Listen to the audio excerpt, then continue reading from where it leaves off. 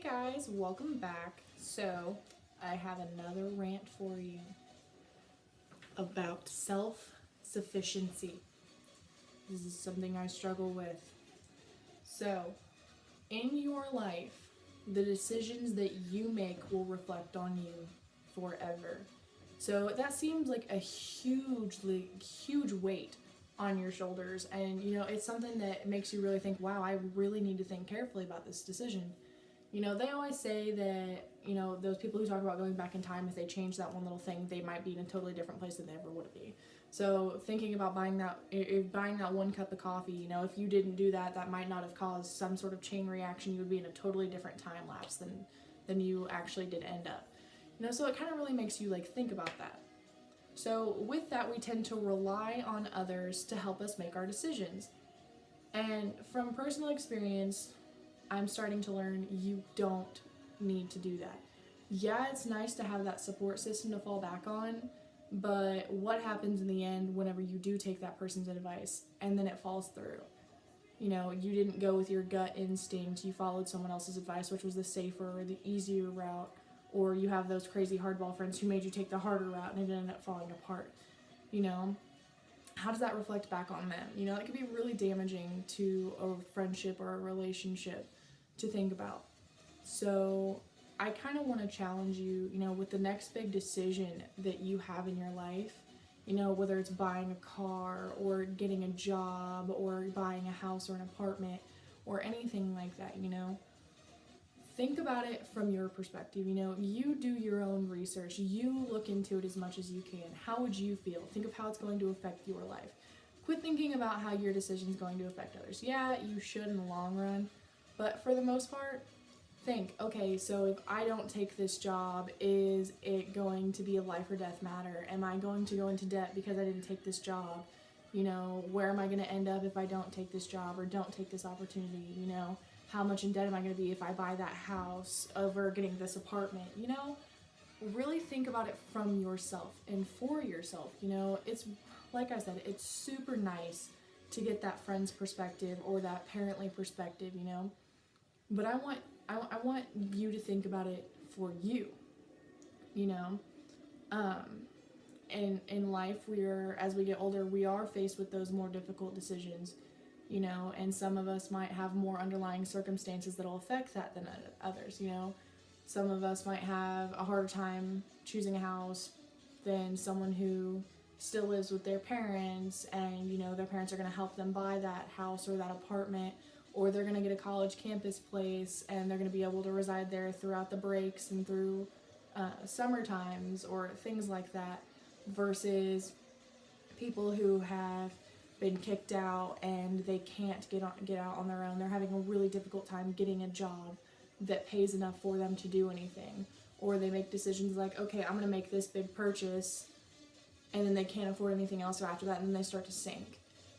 So I really push yourself to think of every single possible outcome that could happen. I don't want you to think of it from a scary perspective, don't think of anything but everything with the cons. Think of both the pros and the cons. Write down a list of them. Say, okay, it's a pro to get this job because I'll be making $15 an hour, or it's a con to get this job because I'm going to have this much drive time and I can't afford that much fuel at that price or that pay rate. Really think about that. If I get this job, am I going to be able to progress? Am I going to be able to move here? How long am I going to be stuck there? Am I going to be stuck there? Well, what if this job opportunity comes up? Always keep your options open. This is kind of what I've learned. Don't think, oh, okay, well, this is a safety net, so I'm going to close this door right here and I'm going to stop looking. Don't ever stop looking. If you're not somewhere you want to be, if you're not in the apartment or the house you want to be in, if you're not in the town that you want to be in, if you're not at a job that you like, keep your options open. Always keep looking. Sit there, and if you're just unhappy with your job or you can't afford the pay, go look for other jobs. Go apply for some. Get on Indeed, just get on Google, get on Facebook, look that stuff up. But if you're not at the right apartment, go and look at some reviews or do some personal research, call some people and ask them some different things about it, Just keep your options open and, be self-sufficient. Don't depend on other people. Don't go, okay, well, hey, honey, I think I want to do this. What is your opinion on it? It is good to ask for some people's opinion for the most part, but try to come up with a clear decision in your own head first. Think of your own pros and cons first, and then take theirs into consideration. You know, especially when a significant other is involved, it can be rather difficult. So try to sit there and think, okay, don't just think of it for you, but think of it for your other, but first think of you.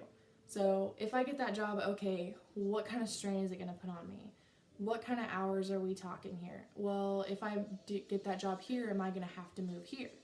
You know, and then approach your significant other with the idea and then kind of see how they feel about it. If they'd be willing to move with you, or, you know, if things don't work out, can they help you out? Or do they think it's a good idea? You know, will it be a strain on your relationship?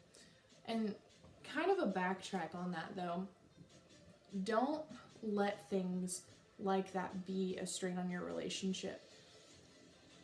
It's a job.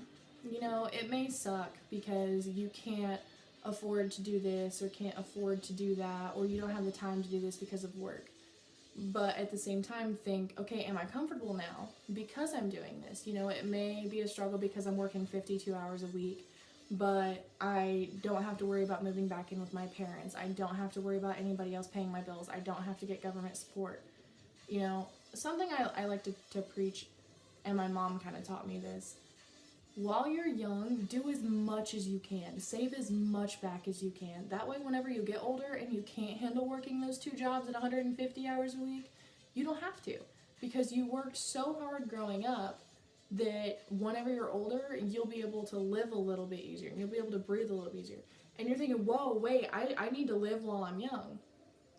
In today's economy, that's not really feasible, you know, unless you have those super rich parents who are willing to carry you through. You know, they buy and pay for your car, so you're stuck with this car for the next 20 years that you don't have to pay for anything except for maintenance. You know, or they helped you get that first house, that first loan on that house, and they go 50-50 with you, you know, or things like that. You know, it's not that easy for everyone, you know, so like coming from like my background and my perspective, I need to kick my butt into high gear. I need to get 1 or 2 jobs that pay at least one of them a minimum of like $12 an hour.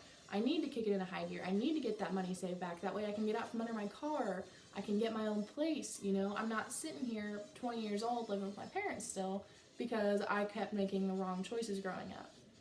So be self-sufficient. I relied on the opinions of others too much in the last 20 years that it has gotten me stuck in a rut.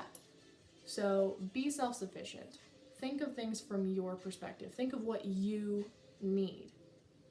Then make your decision. Signing off.